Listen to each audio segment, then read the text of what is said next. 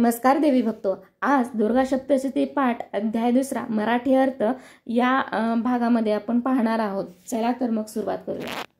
सप्तशती अध्याय 2 मराठीमध्ये. जिच्या करकमलामध्ये हातामध्ये अक्षमाला, परशु, रत्नजडित गदा, कमळपुष्प, वज्र, धनुष, दंड, विविध शक्ती, चर्मढाल, शंख, घंटा व सुरापात्र, शूळ व फास इत्यादी आयुधे शत्रूशी लढण्यासाठीच आहेत. जी सुदर्शन आहे व चेहऱ्यावर मोहक व उत्तमोत्तम भाव आहेत, त्या महिषासुरमर्दिनी महालक्ष्मी कमलवासिनीचे मी भक्तियुक्त अंतःकरणाने भजन पूजन व प्रार्थना करतो.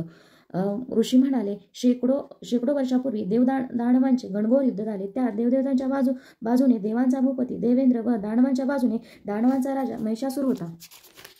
या घनघोर युद्धात दानवांच्या महापराक्रमी वीरांनी देवसेनेस नामोहरम केले. देवदेवतांना पूर्णपणे जिंकून देवेंद्राचे इंद्रपद हिसकावून घेऊन दुष्ट महिषासुर इंद्रपती विराजमान झाला. अशा प्रकारे दानवांकडून पराभव पत्करल्यानंतर सर्व देवदेवता कमलनिवासी ब्रह्मदेवाकडे गेले व गरुडावर विराजमान होणाऱ्या भगवान विष्णूंकडे नेण्याची देवदेवतांनी विनंती केली. युद्धात घडलेल्या घटनांचा सविस्तर वृत्तांत, देवांचा पराभव व महिषासुर राक्षसाची विजयगाथा देवदेवतांनी ब्रह्मा व श्रीनाथ विष्णू यांना सांगितली व घडलेली दुर्दशा करुणतेने सांगितली. देवेंद्र, सूर्य, चंद्र, अग्नी, यम, वरुण या सर्वांचे अधिकार राक्षसांनी हिसकावून घेतले व त्या ठिकाणी आपापल्या अधिकाऱ्यांची नियुक्ती केली. पराभवामुळे अशा पद्धतीने फजिती झालेले देवगण सर्व लोकातून महिषासुर राक्षसाने हकलपट्टी केल्यामुळे मनुष्याप्रमाणे पृथ्वीवर सैरावर फिरू लागले. दानवांनी केलेली आमची दुरावस्था आम्ही सर्वांनी आपणासमोर सांगितली. आम्ही सर्वजण तुम्हा शरण आलो आहे. आता महिषासुरास नामोहरम करून त्याला कंठस्नान घालण्यासाठी काहीतरी उपाय शोधून काढावा अशी देवदेवतांनी प्रभूस नम्रपणे विनंती केली. देवांची ही तक्रार ऐकून घेतल्यानंतर मधु राक्षसास कंठस्नान घालणारे श्रीहरी विष्णू व भोलेनाथ भयंकर संतापले. अत्याधिक क्रोधामुळे त्यांच्या भुवया वक्र झाल्या. तोंड मुखकमल क्रोधाग्नीमुळे लालबुंद झाले. अतिशय रागामुळे क्रोधी झालेल्या सुदर्शन चक्रधारी श्रीहरी विष्णूंच्या मुखकमलातून एक दिव्य तेज बाहेर पडले. तसेच ते दिव्य तेज ब्रह्मा व भोलेनाथांच्या मुखकमलातून बाहेर पडले. देवेंद्र आदी इत्यादी देवदेवतांच्या मुखकमलातूनही असेच दिव्य तेज बाहेर पडले व या सर्व तेजशलाका एकत्रित होऊन त्या सर्वांचे एक दिव्य तेज निर्माण झाले. बघता बघता या दिव्य तेजांचा एक महातेजस्वी ज्वाला पर्वत निर्माण झाला व त्या दिव्य तेजाने दाही दिशांमधील आसमंत व्यापून टाकल्याचे देवदेवतांनी पाहिले. दिव्य तेजाची कशाबरोबरही तुलना शक्य नाही, पण सर्व तेजोरेखा एकमेकात मिसळल्याने कार्य संपुष्टात आल्यानंतर एक नारीरूप आकार निर्माण झाला व त्याने त्रैलोक्य व्यापून टाकले. भोलेनाथांच्या दिव्य तेजाने मुखकमलाचा एक उत्तम आकार घेतला. यमाच्या तेजाने लांबलचक व काळ्याभोर केसांचा आकार घेतला व श्रीहरी विष्णूंच्या तेजाने बाहूंचा आकार घेतला. चंद्राच्या शीतल तेजाने स्तनांचा आकार घेतला. देवेंद्राच्या तेजाने मध्य कटिभागाची निर्मिती झाली. वरुण तेजाने जंगा व पृथ्वीच्या तेजाने नितंब निर्माण झाले.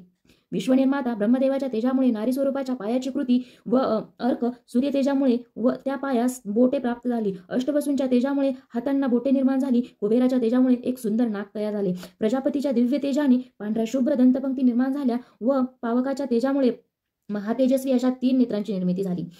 संध्या तेजामुळे सुंदर भुवया प्राप्त झाल्या व वायू तेजामुळे दोन्ही कान निर्माण झाले. अशा प्रकारे सर्व देवदेवतांनी प्रदान केलेल्या तेजामुळे सर्व अवयव एकत्र घेऊन एक परम तेजस्वी महामंगलदायी शिवा महादेवी अवतीर्ण झाली. अशा पद्धतीने सर्व देवदेवतांचे तेज एकत्रित घेऊन तेजोरासी समुद्भवा अशी सर्वांग सुंदर देवी अवतीर्ण झाली. हे पाहून महिषासुरांनी पराभूत केलेले सर्व देवदेवतांनी आनंदित होऊन व देवी शस्त्रास्त्रे बहाल केली व आपापल्या जवळील संहार शक्ती प्रदान केली. आपल्या शस्त्रसाठ्यातून भोलेनाथांनी देवीस त्रिशूल अर्पण केला. श्रीहरी विष्णूंनी आपल्या सुदर्शन चक्रातील थोडे तेज वेगळे काढून एक नवे चक्र तयार करून समर्पित केले. वरुण देवाने शंख दिला. अग्निदेवाने एक अजिंक्य आणि चूकपणे मारा करणारी दिव्य शक्ती प्रदान केली. पवन देवाने धनुष्य दिले व तेजस्वी बाण देवीस समर्पित केले. देवेंद्राने एक तेजस्वी बाण आपल्या बाणापासून निर्माण करून देवीस समर्पित केला व आपल्या गजराजाच्या ऐरावतीच्या हत्तीच्या गळ्यातील घंटा रणगर्जना करण्यासाठी देवीला दिली. यमदेवाने कालदंडामधून दंड म्हणजे काठी, वरुण देवाने पाश म्हणजे फासा, प्रजापतीने स्फटिकांची माला म्हणजे माळ व विश्वनिर्माता ब्रह्मदेवाने कमंडलू देवी समर्पित केला. सूर्यनारायणाने श्री देवीच्या त्वचेवरील रोमछिद्रांमध्ये आपली दिव्य किरणे पसरून तेज स्थापित केले. महाभयंकर अशा काळाने एक समशेर तलवार व ढाल प्रदान केली. क्षीरसागराने दिव्य हार, जुनी न होणारी भरजरी वस्त्रे, एक अतिशय तेजस्वी असा हिरा चुडामणी, हातामध्ये रत्नजडित काकणे व कानात रत्नांनी जडवलेली सुंदर कुंडले, आभूषणांमध्ये रत्नांनी सुशोभित केलेली चंद्रकोर, सर्व हातासाठी शुभ्र केयूर, चरण कमलांसाठी सुंदर अशी पैंजनाची जोडी, गळ्यामध्ये रत्नांनी जडविलेली मणिमाला इत्यादी प्रदान केले. विश्वकर्माने हातातील करकमलातील सर्व बोटांना रत्नजडित अंगठ्या प्रदान केल्या व अत्यंत धारदार असा परशु दिला. याशिवाय नानाविध शस्त्राचे, अभेद्य कवच व कधीही न कोमेजणाऱ्या कमळांच्या माळा गळ्यात व मस्तकी धारण करण्यासाठी दिल्या. समुद्र व विस्तीर्ण तडागासारख्या जलधींनी अतिशय सुंदर व शोभे अशी पद्मपुष्पांची भेट दिली. पर्वतराज हिमालयाने वाहन म्हणून वनराज म्हणजे सिंह व अनेक रत्ने देवीस समर्पित केली. धनाढ्य कुबेराने सुरापान करण्यासाठी सोमरस भरलेले एक दिव्य भांडे दिले, तर शेषनागाने अमूल्य असा मणिखार समर्पित केला. पृथ्वी मोलाचा अमूल्य असा नागहार देवी समर्पित केल्यानंतर इतर देवदेवतांनी आपल्या साठ्यात असलेली म्हणजे जवळील अतिशय दुर्मिळ अशी रत्नभूषणे देवी समर्पित करून तिचा यथायोग्य सन्मान केला. अशा प्रकारे शस्त्रांनी सुसज्ज व रत्नालंकारांनी तेजस्विनी देवी देवगणांनी पाहिल्यानंतर त्यांना अत्यंत आनंद झाला व त्यांनी मोठ्याने देवीचा जय जयकार केला. हा जयघोष आकाशाच्या पलीकडे पोहोचला. देवीच्या जय जयकाराने पडसाद फक्त आकाशातच नव्हे तर त्रैलोक्य व समुद्र तळाशी पाताळ लोकांपर्यंत पोहोचले व अति प्रचंड उत्स्फूर्त नादांमुळे सागरी लाटा पर्वतापर्यंत उसळल्या. या जय जयकाराच्या प्रतिध्वनींमुळे पृथ्वी डोलायला लागली. अनेक भूकंप झाले. पर्वतास भयानक हादरे बसून ज्वालामुखी उसळले व साऱ्या विश्वात हाहाकार झाला. सर्व देवदेवतांनी प्रसन्न मनाने सिंहारूढ देवीचा पुन्हा एकदा जय जयकार केला. ऋषीमुनींनी अतिशय आनंदाने देवीच्या या अवताराचे स्वागत करून देवीस नम्र भावनेने नमन केले. त्रैलोक्यात सुरू झालेला हा मोठा आनंदोत्सव पाहून राक्षसांमध्ये क्रोधाग्नी भडकला व सर्व सैनिक बेचैन झाले. आपल्या सेनेसमोर सेनापती, सरदार, घोडदळ व पायदळ एकत्रितपणे करून महिषासूर म्हणाला, हा कसला जल्लोष आहे? आम्ही महापराक्रमी असुर आहोत, देवेंद्रास जिंकणारे आहोत. अजिंक्य अशा आमच्या सेनेवर कोणाचा आनंदोत्सव सुरू आहे? बोलत असताना तो क्रोधाग्नीने थरथर कापत होता. महिषासूर राक्षसाचे हे बोलणे संपण्याच्या बेतात असतानाच त्याने सहकारी देवीच्या शोधार्थ निघाले. त्यांनी त्रैलोक्यात महादिव्य अशी निर्भयपणे देवदेवतांसमोर उभी असलेली दुर्गादेवी पाहिली. दुर्गादेवीच्या चरकमलांखाली जमीन नतमस्तक झालेली, डोक्यावरील सुंदर मुकुटाची प्रभा अंबर तेजाबरोबर स्पर्धा करणारी, धनुष्याच्या भयंकर टंकारांनी सप्त पाताळाचा थरकाप उडविणारी देवी आपल्या हजारो बाहूंनी संपूर्णपणे सर्व दिशाच व्यापून टाकत आहे. हे पाहत असताना रागावून दैत्य देवीस युद्ध करण्यासाठी तयार झाले. आतापर्यंत दैत्यासमोर आव्हान निर्माण करणारी महाशक्ती अस्तित्वात नव्हती. ती शक्ती निर्माण झाल्यामुळे दैत्यांचा क्रोधाग्नी भडकला. दिशांचे अंतर कापीत विविध शस्त्रांचा संभार विशाल सैन्य घेऊन पूर्वीच्या यशामुळे उन्मत्त झालेल्या दैत्यांचा सेनापती चिक्षुर अत्यंत उतावीरपणे देवीस नामोहरम करण्याच्या उद्देशाने रणांगणात उतरला. नानाविध सैन्य, ढाली, तलवारी, रथ, हत्तीदळ आणि विविध शस्त्रांनी सुसज्ज असे पायदळ घेऊन महापराक्रमी उदग्र नामक दानव सुद्धा देवीबरोबर लढण्यासाठी रणांगणात आले. कोट्यावधी सैनिक, नानाविध रथ, अश्वदल, महाहनू या दैत्याने रणांगणात आणले. 5 कोटी तलवारधारी सैनिकांना घेऊन असी लोमा राक्षस देवीबरोबर युद्धासाठी आला. आयुतांना 60 लाख रथ शस्त्रास्त्राने सुसज्ज असा महावीर बाष्कल आपल्या विशाल सेनेसह रणांगणात आला. कोट्यावधी रथ, घोडेस्वार, हत्तीवर विराजमान झालेले सैनिक आपल्या समवेत घेऊन महापराक्रमी सेनानी बिढाल 5000 रथांसमवेत युद्ध करण्यासाठी निघाला. परिवारित हा महापराक्रमी योद्धा आपल्याबरोबर विशाल सैन्य, शस्त्राचे आयुधे, घोडदळ, रथ घेऊन आपल्या विशाल सेनेसह महिषासुराच्या मदतीसाठी रणांगणात आला. तसेच अनेक राक्षस महापराक्रमी योद्धे आपापल्या विशाल घोडदळ, पायदळ, रथांसमवेत तसेच कोट्यावधी सैनिकांसमवेत दुर्गादेवी बरोबर युद्धासाठी रणांगणात उतरले. रक्त महिषासूर असुरांचा भूपती, देवदेवतांचा विजेता म्हणून घोडे, रथ, शस्त्रास्त्रे, शक्ती, तोमर, गोपनी, मुसळे इत्यादी नानाविध सैन्य दैत्यवीरांकडे सुपूर्त करून रणांगणात आला. काही सैनिक देवीशी युद्ध करण्यासाठी तलवारी, परशु इत्यादी शस्त्रास्त्रे देवीवर चाल करून आले. काही सैनिक तर शक्ती, फास व इतर शस्त्रांनीही मारा करू लागले. आपल्या जवळील खगाच्या साह्याने देवीने चारही बाजूंनी येणारा शस्त्रास्त्रांचा मारा धुडकावून लावला व रणचंडिका होऊन त्वेषाने शत्रूबरोबर युद्ध करू लागली. शत्रूंनी केलेले हल्ले दुर्गादेवी अतिशय सहजपणे व पूर्ण युक्तीनिशी परतवून लावत होती व चाल करून येणाऱ्या शत्रूस ती जागीच कंठस्नान घालत होती. हे सर्व अविश्रांतपणे चाललेले होते. देवीचा हा अदम्य उत्साह पाहून देवदेवतांनाही आश्चर्य वाटले व त्यांनी देवीची स्तुती केली. दानवांनी हल्ला केलेल्या शस्त्रांचा नाश करून त्यांना जागीच यमलोकी पाठविणारी ईश्वरी तुल्यबळ युद्धात मग्न असताना श्रीदेवीचे वाहन असलेले वनराज सिंह युद्धात सुरू असलेल्या धुमाकुळामुळे चौताळला व दैत्यांच्या सैनिकांमध्ये हल्ला करण्यासाठी गेला. रणांगणात राक्षसांबरोबर युद्ध करून सुरू असताना देवीने रागाच्या भरात टाकलेल्या फुसकारांमुळे राक्षसांमध्ये वन्मा पेटल्यामुळे स्थिती निर्माण झाली व त्या विश्वासामधून क्षणार्धात हजारो लाखो देवींचे गण